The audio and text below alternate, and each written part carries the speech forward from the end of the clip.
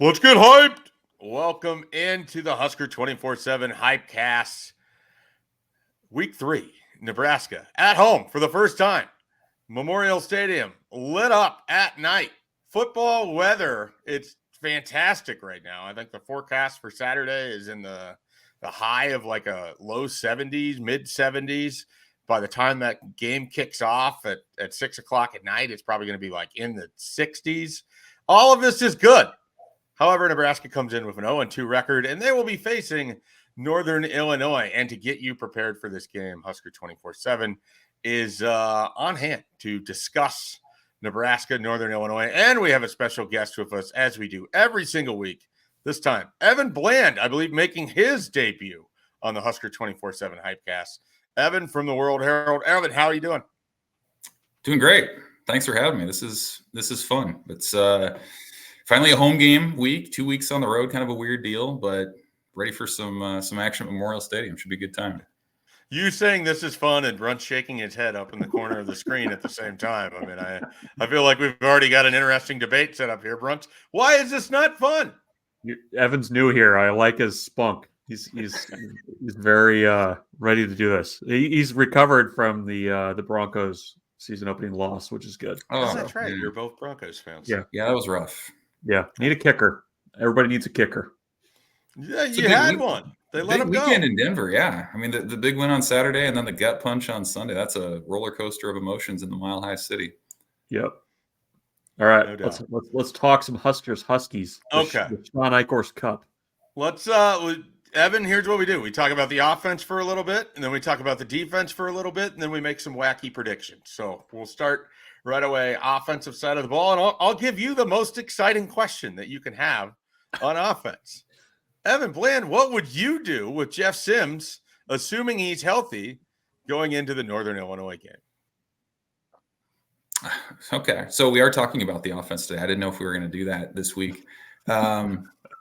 Yeah, I mean, we'll see, right? Like, who knows how limited he is, maybe going into Saturday night. If he is, then you're talking about taking away the biggest asset, of his game in terms of just the explosiveness that he has. So it's tough. Like, if I'm Marcus Satterfield, I'm probably adjusting my play calling a little bit. I think it's made abundantly clear that Nebraska coaches think that Jeff Sims gives them the best chance to win over whoever would be number 2 or number 3 between Harburg or Purdy. And so if your guy is not able to run at full strength or full explosiveness, I think you got to mix it up a little bit. Maybe a few screens, maybe some shorter passes, lean on the tight ends a little bit more, Borkature and Fedoni. But it's been interesting, right? Because you saw how much they leaned on Sims in the run game at Minnesota. They backed off of that for the Colorado game quite a bit. And I think with the injury, I would be surprised if they go heavy quarterback run game, option, draw, whatever this week. So I think I'd probably start Sims, and I'd look at a lot of short to intermediate passes. Bruntz, what are your thoughts on Nebraska's running back game so far through 2 weeks of offense? We saw a lot of Gabe Ervin against Colorado. Where are things for the running backs? I would call it serviceable. Like, I think they've been able to get some things done in the running back run game. Irvin's been fine.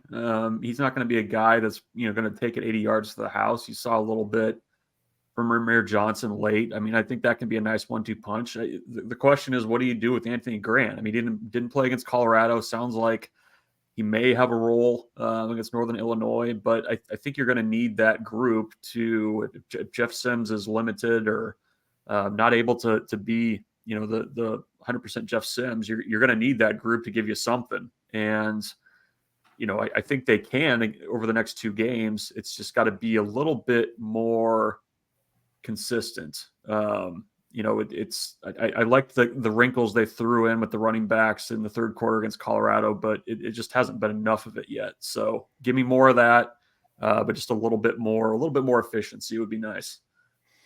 Evan, we saw more Billy Kemp against Colorado than we did against Minnesota, and they were able to utilize him a little bit more. But for the most part, the passing game still a bit of a struggle for Nebraska's offense. As you kind of size up what you've seen through the first 2 weeks, and then sort of looking forward, in what ways do you think Nebraska can really, actually improve upon where they're at as a passing team? I mean, I think there's potential certainly to improve. I think, Kemp had 5 catches on 7 targets, so they certainly made him more of a factor. Like I mentioned, I think this is a tight end sort of game where you can go over the middle and target those bigger bodied guys. Alex Bullock, I don't know that his game has necessarily translated from what Nebraska coaches have seen behind the scenes to what we've seen through 2 games. So there's some upward mobility there. And then sort of the ever-present storyline of the freshman receivers, who's going to be that guy that can pop and make some plays. And it looks like Jalen Lloyd and Malachi Coleman would be your most likely candidates for that. They jumped onto the depth chart this week. They've picked up the offense. They have the speed. And, I thought Matt Rule kind of had some good thoughts at his press conference on Monday about, Nebraska might just need to take a few more shots downfield, a few more deep balls, if for no other reason than to loosen up the defense and give them something to think about. But it is a different kind of offense than what Nebraska's had when they've had a guy like Samori Toure or Trey Palmer who've been able to take the top off and run downfield. I think this is more of a possession style group, a group that's going to have to run its routes well, as opposed to just beat somebody in a foot race. And so I think they have the ability to do that. And so there is some potential there, but obviously they haven't shown it yet. And so it's sort of a leap of faith to think that it's going to happen if it hasn't happened yet.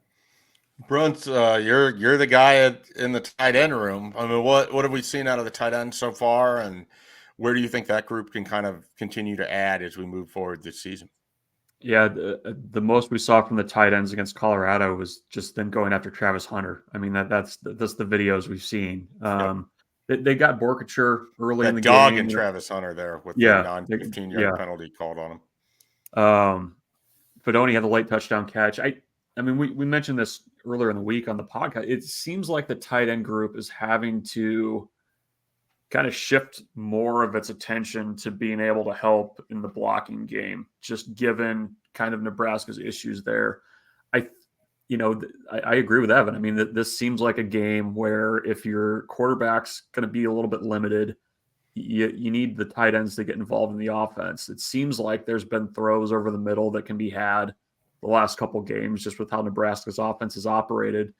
And we'll see. I mean, I think Fedoni can be an X factor. I think, he's got the skill set to do that. It's just, that they haven't been targeted much in the first 2 games. And I think that's been a little bit of a surprise for me, given maybe what Marcus Satterfield's history has been with trying to involve tight ends and use them in different ways and, use 2 tight ends, 3 tight ends, that kind of thing. So this seems like a week where you should actually, lean on those guys a little bit more in the passing game. We'll see if it happens. Evan, has the first 2 weeks changed your opinion on Nebraska's offensive line at all from where you were at coming into the season? Not really. I mean, I think they have shown a little bit of improvement. Even from the very first snap at Minnesota when they were able to move the pile on that quarterback sneak from the 1, like that was something that I don't know we would have seen from a Nebraska line a year or 2. Moving the pile is a rare thing around these parts. I agree. Yeah, it is. And so, I think, Ben Scott has been a guy like a good official, right? Like we haven't really seen much out of him or noticed him much. I think that's a good thing from a center. I think the interior of the line has shown improvement with Nuri and what he's been able to do. Ethan Piper's had his moments. I think Bryce Benhart's shown improvement as well on that right edge. But, it's a group that maybe went from like obvious liability last year to just okay.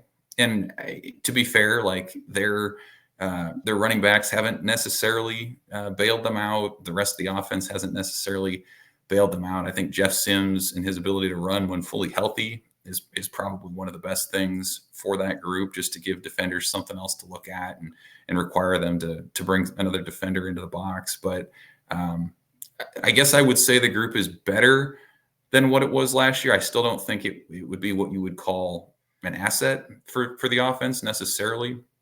I still think they're building toward that. They have some freshmen who are maybe a year or two away from being those guys. But there is some depth. There is some leadership there. We clearly know that they spent an offseason like doing absolutely everything together. So I think you can kind of sense that that camaraderie out there for whatever that's worth. But I suppose it's a win from last year, but still a ways to go to really help this offense score points the way that it wants to. We will jump over to the defensive side of the ball and talk about things for the black shirts who have had a pretty good start to the season, at least relative to what people might have expected. Michael Bruntz, Nebraska had 7 sacks against Colorado. When was the last time you remember Nebraska looking that good up front in the passing game? 2018 Colorado is what the game notes say.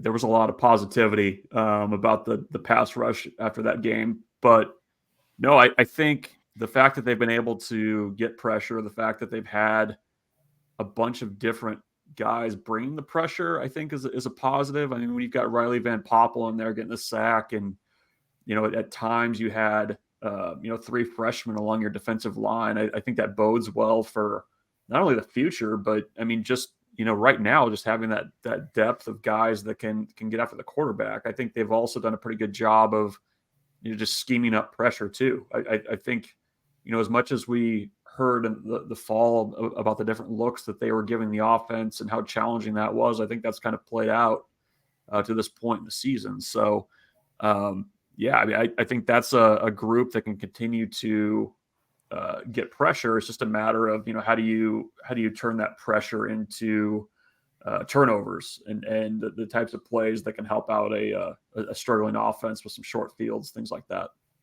Evan, what have you made of Nebraska's second level group at linebacker and all the different pieces that Tony White through 2 weeks has it been able to slide in and out and gotten good production out of while doing so? Yeah, I think that's the most impressive part is like we knew that Nick Henrich and Luke Reimer were dudes and that they were established veterans. First of all, and Matt Rule's made a point of pointing this out multiple times, like those guys had success in Eric Chenander's old offense or defense, and they bought into this one and they've had some success there too. And I think their description preseason of the defense of being sort of free to make plays and chase after the ball and not necessarily be held back by their assignments as much has probably played out. I think that's really allowed their instincts to go after the ball to really shine through. But just as impressive has been the depth that Tony White's been willing to show there. I think John Bullock and what he's been able to do, he's had a lot of quarterback pressures. Maybe he hasn't had those big sack moments the way that a lot of his teammates have, but he's absolutely displaced quarterbacks through the first 2 weeks. Jamari Butler had his moments. I know he was more along the line against Colorado, but that's another guy that they like. And then, Chief Borders, MJ Sherman haven't been superstars, but they've been solid. There haven't really been any obvious missed assignments. They've been solid tackling. And so it'll be really interesting, I think, to see as this season goes on, how this parsing of defensive snaps pays off for Nebraska, because it does seem like in the past you get into November and you're in the Big Ten grind and you're going up against a Wisconsin or an Iowa that wants to lean on you.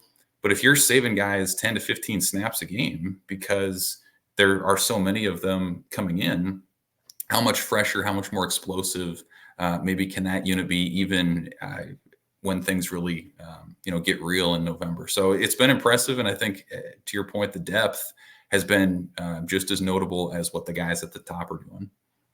Bruntz, I mean, we haven't talked a lot about Northern Illinois, and I don't know that there's a ton that I can add to the discussion other than we'll get to visit from our old friend Rocky Lombardi. As you look at this Nebraska defense, I mean, how do you think they could sort of stress a team like Northern Illinois that comes in with their own kind of turnover issues and inability to move the ball against a Southern Illinois defense last week that they only managed 11 points against? Yeah, well, you don't just go in there and push the Salukis around, let's be honest. I think what they can do is kind of going back to what I said earlier. I mean, I think this is the type of game where you should be able to turn tip balls or the almost picks that Nebraska's had the last couple games into actual interceptions, or creating issues with fumbles with some pressure. I mean, I think that's kind of where this game stands. I mean, it's a tough kind of team to get at this point, though, because they played okay against Boston College. They came out with a win in overtime, and didn't look so great last week. So which team are they really? You kind of look at their defense, and the numbers are pretty good there.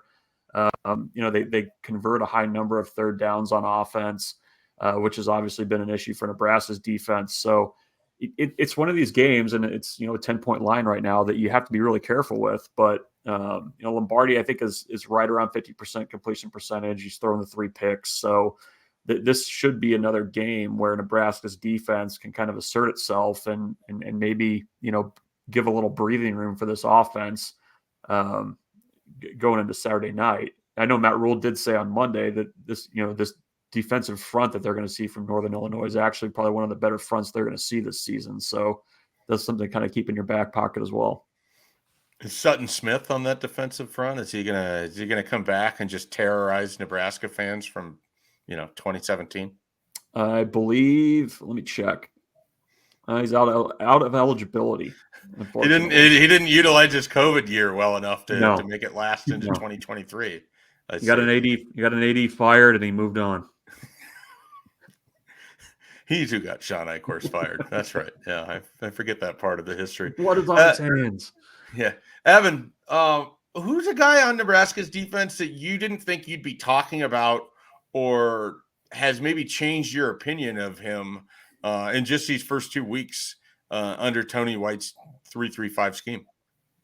Mekhi Bear. I think that's a pretty obvious one to me. Like, I don't even know that he was really discussed that much in fall camp. His name didn't come up a ton, and maybe that's because we didn't ask about him. But what he's done, I think, has been really impressive. Not just getting snaps, but like in key moments. And last week at Colorado, he had a key stop or two. I think he had a quarterback pressure in a big moment. Like, this is somebody who, I think is reminding that, the future of Nebraska's linebacker group is actually pretty strong, like beyond Henrich and Reimer when they move on. But yeah, I mean, what Bayer's been able to do kind of out of nowhere after being a kind of a reserve special teams type last year has been really impressive. And it kind of reminds me of what Matt Rule said Monday too, which was this idea that, okay, they've worked hard. The team results haven't been there, but his counter to them at that time was, well, how about individually? How has the work paid off for individual players?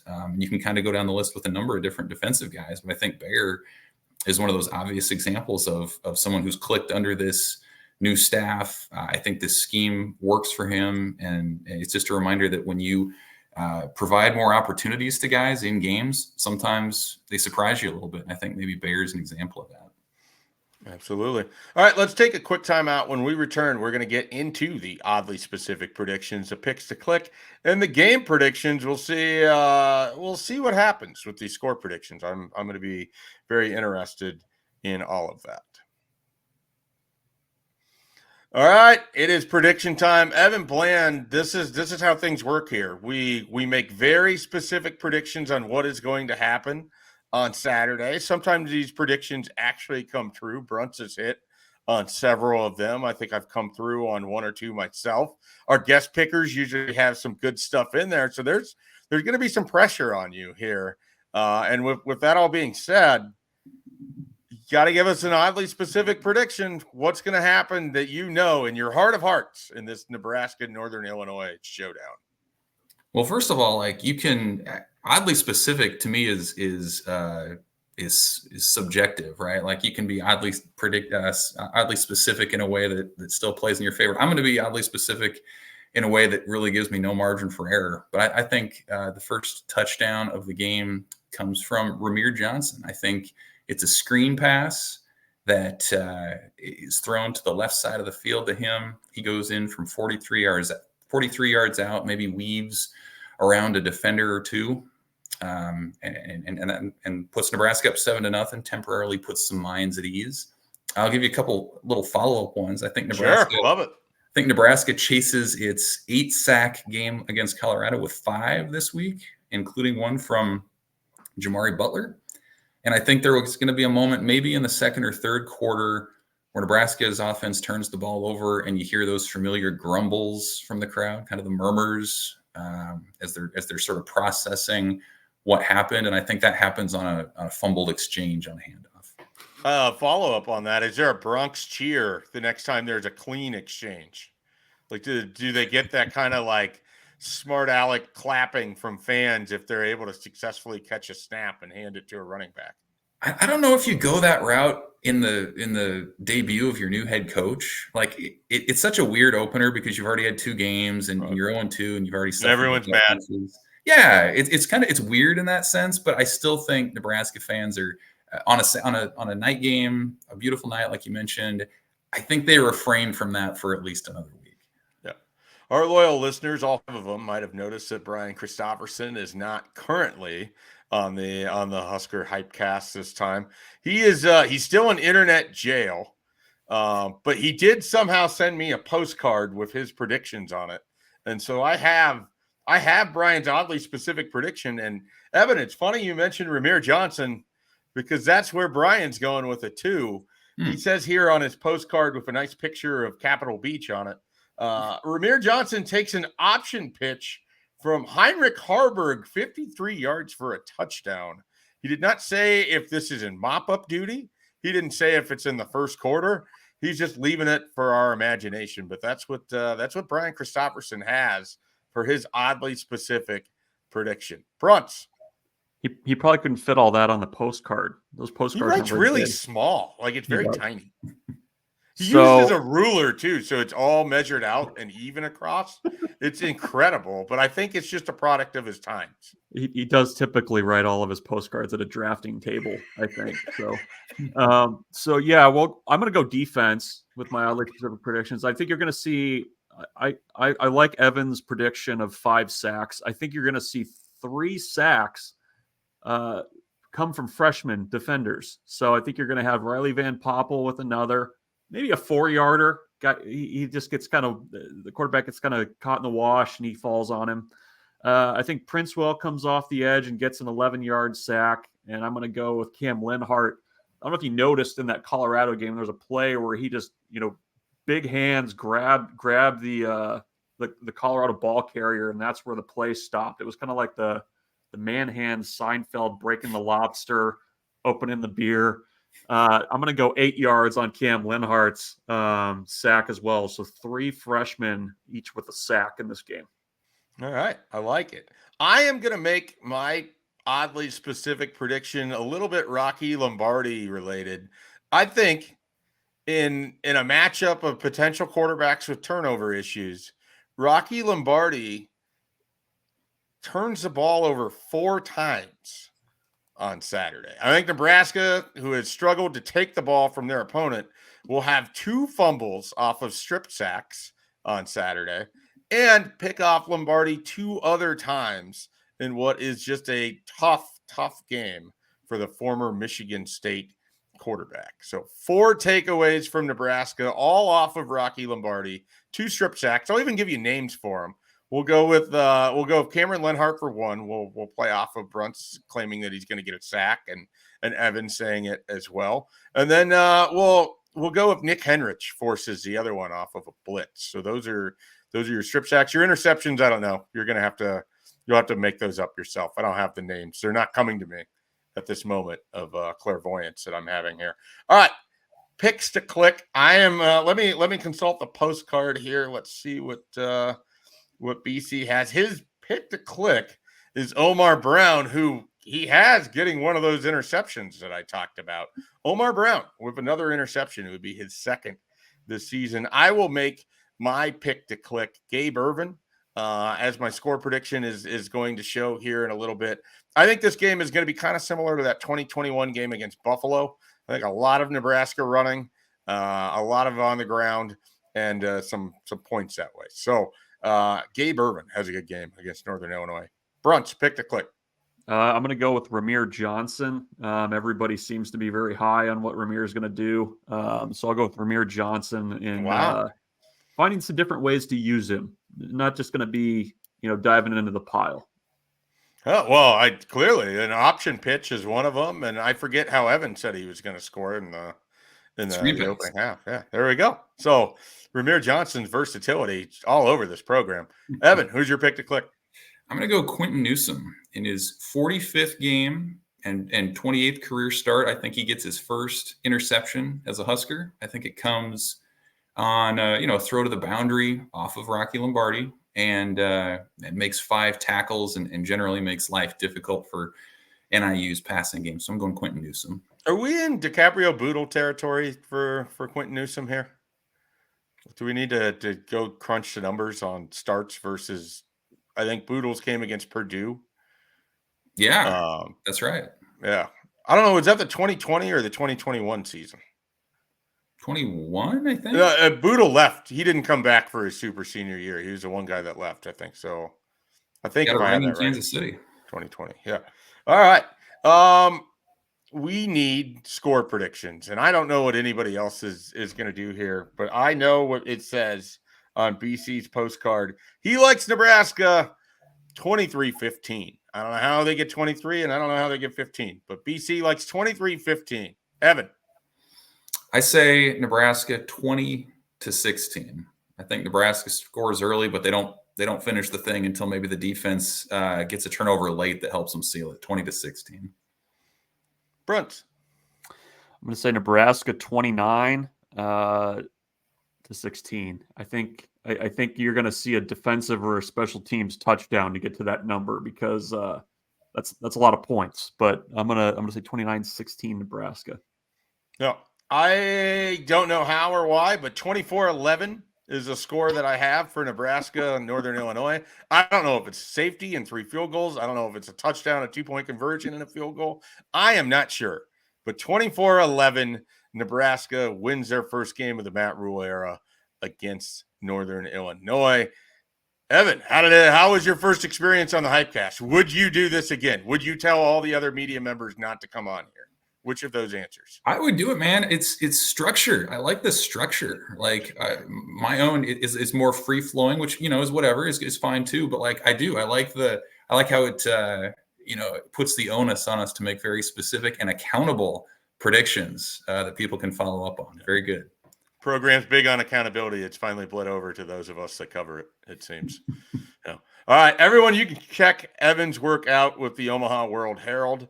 And we will be back with more Husker247 content throughout the week. Be sure to check out Husker247.com. For Michael Bruntz, Evan Bland, I'm Mike Schaefer. Brian Christopherson still in internet jail. We'll see if we can rescue him by the time the game starts on Saturday. We'll see you later.